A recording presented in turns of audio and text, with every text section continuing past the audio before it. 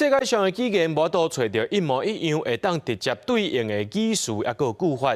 台师大台文系刘成贤教授，长期以来拢是伫咧研究台语的句法。伊表示讲，这就是语言上界别人的所在。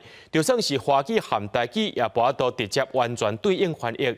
最近有出版一本含台语句法相关的新册，用看故事解别地方式来带大家做伙看台语含其他语言无共款的所在。 若要讲台语的句法，大家敢有法度意识到台语和华语的精差？咱来试看卖。像讲，我一边喝水一边看书。我一边啉水，一边看册看书拢会使。这句较难，袂晓。有人直接放弃，有人照翻，那是你会安怎讲咧？那准用较台语开的方式，反省反做，管那啉水，那看册会较好势，那安怎，这也已经是侪人袂记得的用法。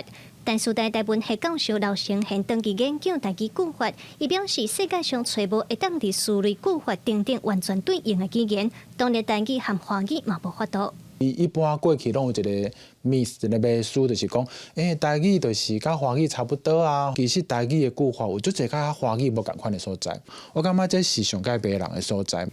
为着要互台语的句法用较活泼的方式呈现，刘成贤出版宇宙创伫日行间阿嬷含我讲一个外星人，用讲故事解别地的方式来带出台语的句法和其他语言的差别。民众会当对主角做伙来思考，这和一般教科书是真无共款。 无希望伊变做教科书啦，所以其实内底我并无讲足侪理论，我嘛尽量莫用一寡专有名词。上主要只是要互大家感觉讲，哇，原来这日常生活内底咱咧讲话的时阵，后壁是有一个规则伫咧脑内底咧运作的，并毋是凊彩安怎讲就安怎讲的。